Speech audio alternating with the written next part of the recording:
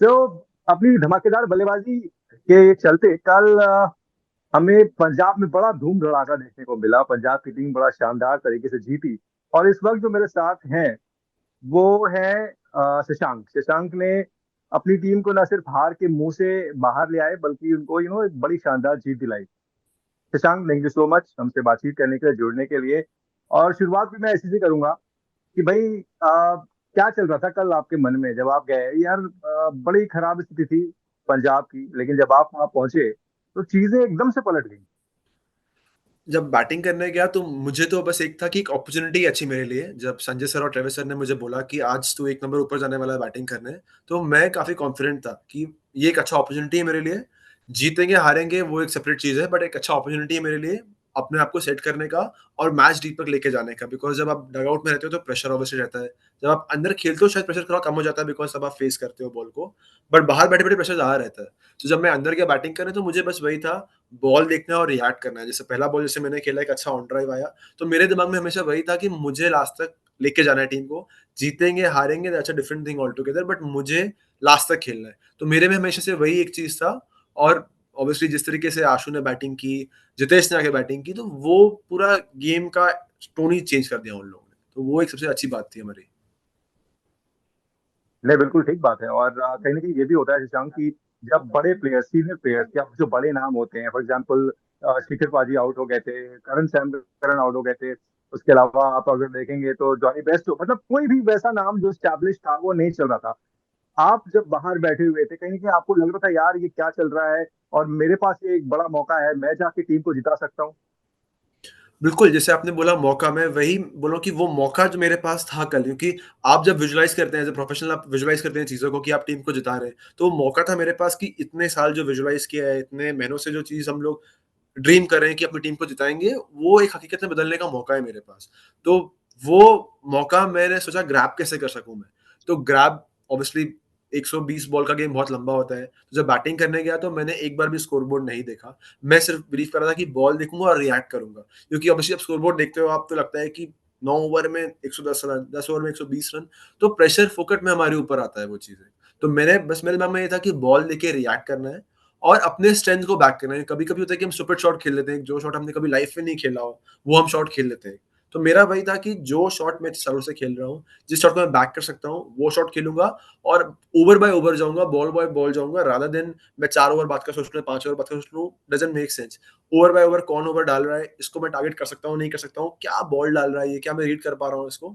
तो वो सब चीज़ें, और सेम चीज़ें पार्टनरशिप डिस्कस कर रहे थे हम लोग, वही चीज़। जितेश से वही बात की, आशु से वही बात की, रज़ा भाई थे उनसे वही बात की। तो हर जब आप कम्युनिकेट करते हो अच्छा, कॉम्प्लीमेंट करते हो दूसरे को अच्छा, तो ऑब्वियसली अच्छी चीज़ें होने लगती हैं। तो वो वही हुआ कल। अच्छा, आपको ये भी लगता है कि कहीं ना कहीं शुरुआती जो कुछ गेंदें होती हैं वो आपका मोमेंटम सेट करती हैं, वो आपका टोन सेट करती है? अगर मैं थोड़ा सा और स्पेसिफिक जाऊं, आपके साथ भी कुछ ऐसा ही है जब आप इस तरह की सिचुएशंस में आते हो बैटिंग करने के लिए? चलिए, प्रेशर की बात तो अलग है, लेकिन एक ये होता है ना कि एक माइंडसेट लेके बंदा आता है, यार मुझे यहाँ पर शुरुआती कुछ गेंदों में ही समझ लेना है, फिर मैं अपनी इनिंग्स को आगे ले जाऊंगा, जल्दबाजी नहीं करनी है। बिल्कुल, जैसे बिल्कुल सही बोला आपने, बिल्कुल टेक्निकल बात है ये कि ऑब्वियसली आपको पहले उस विकेट का बाउंस, किस पेस पे आ रहा है, कितना टर्न हो रहा है, कितना डेविएट हो रहा है बॉल, वो ज़रूरी है। जैसे इसके पहले मैं हमेशा 7 नंबर बैटिंग कर रहा था, 8 9 बॉल आ रही थी, तब भी मुझे कोचेज़ ने यही बोला, "1 बॉल दे सकते हो अपने आप को तुम, बिकॉज़ एक बार तुम सेट कर लोगे, फ्लड लाइट्स के अंडर आप खेलते हो, तो लाइट्स को आप अपने आँखों में देखते हो कि बा किस पेस से बॉल आ रहा है, आप कितना जज कर पा रहे हो उसको, तो सब चीज़ें मैटर करती हैं। तो मेरा भी कल वही था कि अच्छा स्टार्ट, ऑब्वियसली इंटेंट बॉल 1 से मेरा रहता है रन करने का, but doesn't mean intent ball 1 से रन करने का तो बॉल 1 से मैं लॉन्ग ऑफ के ऊपर छक्का मार दूँ। क्रिकेटिंग शॉट्स में मैं बिलीव करता हूँ ज़्यादा कि मैं क्रिकेटिंग शॉट्स खेलूँ। तो कल भी जो मैंने पहला शॉट खेला वो एक अच्छा ऑन ड्राइव खेला मैंने, या स्ट्रेट ड्राइव आप बोल सकते हो, वो खेला मैंने। तो मेरा वही बिलीव था कि मैं वहाँ पे अपने आप को सेट करूँ कि विकेट का कंडीशन देखूँ कि जब मैं शुभमन गिल का बैटिंग देख रहा था, तो जिस तरीके से उसने बैटिंग किया, कितना काम, कंपोज़ और कितने क्रिकेटिंग शॉट्स खेले उसने, एक भी पीरियड शॉट्स नहीं खेले कि अलग लैप खेल रहा है या रिवर्स स्कूप खेल रहा है, उसने सिर्फ क्रिकेटिंग शॉट से बिलीव किया।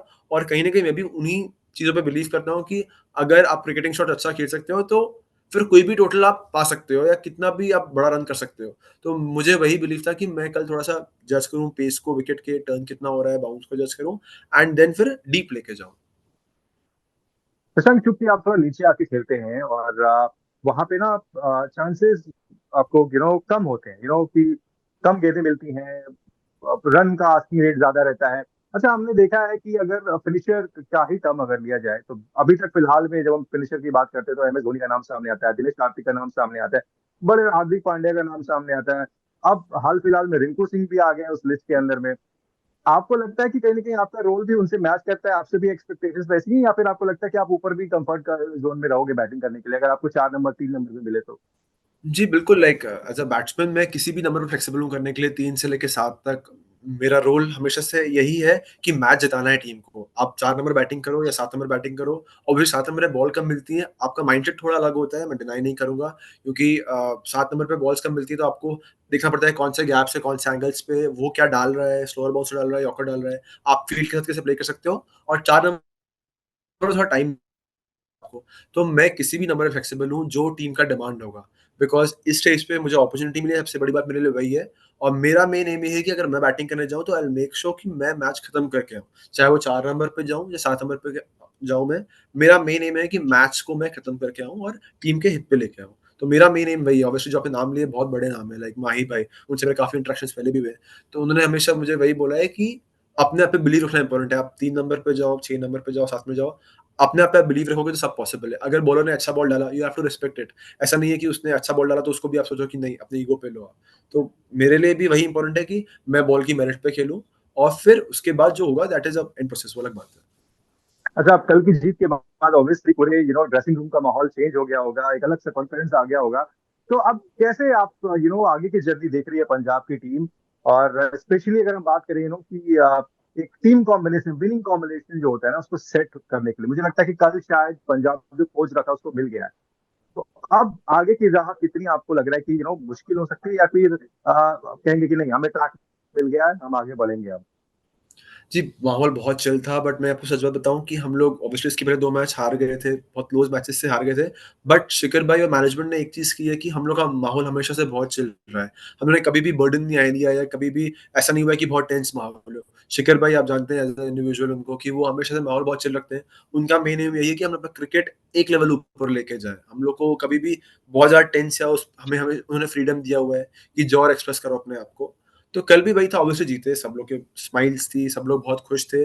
जीतने के बाद सब चीज़ें अच्छी ही होती हैं। तो बहुत अच्छा था बट ऑब्वियसली अभी हमारा नेक्स्ट मैच 9 तारीख को हैदराबाद से, तो अभी नेक्स्ट मैच हमें उस पे फ़ोकस करना है। आज ट्रैवल डे है तो सब ट्रैवल करेंगे, जाएँगे, कल थोड़ा ट्रेनिंग करेंगे, परसों नेक्स्ट रहेगा हम लोग का, उसके बाद 9 तारीख को मैच है हमारा, तो नेक्स्ट फ़ोकस उस पे रहेगा। बट अगेन एक बहुत लंबा प्रोसेस ही रहता है, हर मैच में आप एक प्रोसेस फ़ॉलो करते हो, कभी जीतते हो, कभी हारते हो। बट मेन चीज़ ये है कि हम लोग अपना लेवल, अपना क्रिकेट जो है इंडिविजुअली भी और एज़ अ टीम भी एक लेवल ऊपर लेके जाएँ। और वही हमारे बीच में बात भी होती है कि अपना लेवल एक लेवल ऊपर कैसे लेके जाएँ। शशांक, पावर हिटिंग पे आप कितना बिलीव करते हैं, और आपको लगता है कि पावर हिटिंग T20 फॉर्मेट का एक ऐसा मूल मंत्र है कि बिना कोई भी बल्लेबाज, मैं एक सिर्फ बल्लेबाज की बात कर रहा हूँ, उसके बिना अधूरा है? जी, पावर रेटिंग इम्पोर्टेंट तो है, मैं डिनाई नहीं करूँगा इस फैक्ट को, पावर रेटिंग बहुत इम्पोर्टेंट है, specially someone who bats in the middle order या लोअर ऑर्डर, क्योंकि उस समय आपको मेक श्योर करना होता है कि आपके पास बाउंड्री फील्ड है जिनको आप कैसे क्लियर करो। Obviously timing is must, but then power hitting बहुत इम्पोर्टेंट है। आज के लिए क्रिकेट इम्पोर्टेंट है कि मैंने खुद आज एंड आज स्पेंड किए अपने कोचेस के साथ, जहाँ पे मैं हेवी बॉल्स का पावर हिटिंग कर रहा हूँ या टेक्निकल पॉइंट्स पे पावर हिटिंग कर रहा हूँ मैं, अपना शेप मेंटेन कर रहा हूँ, तो पावर हिटिंग टी20 क्रिकेट में specially middle order, lower middle order के लिए एक्सट्रीमली इंपॉर्टेंट है, मेरा पर्सनली मानना है। अच्छा, आखिरी के कुछ सवाल हैं शशांक का। मैं तो आपको थोड़ा सा पीछे ले जाऊंगा, when you started your cricketing journey, so how it started, who was your inspiration? It was always my mom because मेरी मम्मी मेरे हमेशा इंस्पिरेशन थी। मैं झूठ नहीं बोलूँगा, बहुत लंबी जर्नी है मेरी। मैं पहले बॉम्बे को खेलता था, उसके बाद अंडर 15 एमपी को भी खेला है मैंने, देन फिर अभी छत्तीसगढ़ को खेल रहा हूँ मैं। तो क मुझे जो जितना सीखने को मिला मैंने ट्राई किया कितना ग्रैब करूँ। मैं डीवाई पाटिल को कम्युनिटी क्रिकेट खेलता हूँ, वहाँ अभी कुरबिला हमारे मेंटर हैं, डायरेक्टर थे, अब अभी तो बीसीसीआई में चले गए हैं, बट बहुत सारे लोग हैं इस जर्नी में जिन्होंने मुझे हेल्प की है, तो मैं हमेशा से ग्रेटफुल रहूँगा उस चीज़ के लिए बिकॉज़ ऑब्वियसली कल मेरा एक अच्छा इनिंग्स था, अच्छा दिन था, बट इसके पीछे बहुत लोगों की मेहनत है और मैं हमेशा से ग्रेटफुल रहूँगा और आई जस्ट होप कि मैं अच्छा करते रहूँ एंड सब अच्छा हो, हम लोग मैं जिताते रहूँ अपनी टीम को। अच्छा, आप एक अनकैप्ड प्लेयर हैं, बट आई फील कि आप जरूर, अल्टीमेट ड्रीम हर एक प्लेयर का होता है ब्लू जर्सी पहनने का। हमने देखा रिंकू ने किस तरीके से वो ड्रीम पूरा किया है। आई एम श्योर आपके भी मन में ये चल रहा होगा। कितने बिल्कुल, होपफुल हैं लाइक आप? मैंने क्रिकेट खेलना चालू किया तब से वो ड्रीम है इंडिया खेलने का, अल्टीमेट ड्रीम। आप अंडर 14 के किसी स्टेट प्लेयर को पूछेंगे या किसी प्रोफेशनल प्लेयर को पूछेंगे, वो भी यही बोलेगा। और आज भी मेरा वही ड्रीम है कि मैं इंडिया को खेलूँ। एंड मुझे बिलीव भी है कि मेरे I am capable enough to play for the country and do well for the country. But then again सब कुछ को टाइम लगता है, आपको सब कुछ झटके से नहीं मिलता है, एक प्रोसेस है। मैच टू मैच, ये मैच अच्छा गया, डिसेंट गया, इसके बाद जो कुछ गलतियाँ की इस मैच में भी वो शायद नेक्स्ट मैच में ना करूँ। जैसे मैंने आपको बोला कि अपना क्रिकेटिंग लेवल एक लेवल ऊपर लेके जाने का है, cricketing game as a team में, इंडिविजुअल भी। तो मेन प्रोसेस हमारा वही रहेगा एंड एंड में जो गोल्स आएँगे वो तो होपफुली अच्छे होंगे। नहीं, ऑफ कोर्स आएँगे और हमें पूरी उम्मीद भी है कि आप जिस तरीके से अपनी परफॉर्मेंसेज़ को शोकेस कर रहे हैं, आई एम श्योर आपको ये मौका ज़रूर मिलेगा। Thank you so much Shashank हमसे बातचीत करने के लिए। लास्टली अगर आप व्यूअर्स को कुछ बताना चाहें उस ऑक्शन डे के बारे में, जब थोड़ी-सी नाम को लेके कन्फ्यूजन हो गई थी, just to make people aware of that. नहीं, आई मीन एक लोग के 2 नाम थे, बट ऐसा कुछ कभी कन्फ्यूजन मतलब मैनेजमेंट और मेरे बीच में था ही नहीं, because I mean next day auction खत्म हुआ रात में 8-9 बजे इंडियन टाइम की तरफ से। नेक्स्ट डे सुबह 7 बजे मुझे संजय सर का फ़ोन आ गया कि भाई तू ही हमारी लिस्ट में था। एंड मेरा सीज़न भी अच्छा गया था इस बार, तो मुझे उम्मीद थी। और आप सभी लोग जानते हैं इतने साल से, 15 साल से हो गए आईपीएल को, कि पंजाब किंग्स जैसा एक टीम है जो डोमेस्टिक प्लेयर्स को बहुत बैक करता है। क्योंकि एग्ज़ैक्टली। यंगस्टर्स भी इंडिया के भी होते हैं और डोमेस्टिक के भी होते हैं, तो इस फ्रैंचाइज़ी ने हमेशा से डोमेस्टिक यंगस्टर्स को बहुत बैक किया है। आप अभी हमारे इस करंट टीम में देख लीजिए, प्रभ सिमरन देख लीजिए, हरप्रीत बरार देख लीजिए, मैं खुद, आशुतोष शर्मा, शिवम सिंह, मतलब मैं लिस्ट बहुत लंबी है कि यंगस्टर्स कितने ताने, त्यागराजन, तो बहुत लंबी लिस्ट है ये यंगस्टर्स की जो बैक करता है। तो मुझे भी वही बैक किया।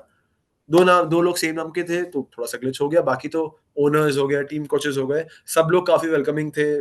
फर्स्ट कैंप था, बहुत वेलकमिंग थे और आज तक मतलब हम लोग हँसते हैं, मज़ाक करते हैं उस चीज़ को लेके, तो वो तो एक बहुत ही मज़ाक वाली चीज़ है। नथिंग सीरियस या कुछ ऐसा है ही नहीं वो हमारे लिए तो। नहीं, बिल्कुल तो ठीक है शशांक, आप इसी तरह से परफ़ॉर्म करते रहिए और हम उम्मीद करते हैं कि जल्द ही आप ब्लू जर्सी में भी नज़र आएँगे। Thank you so much for now. Thank you. Thank you so much.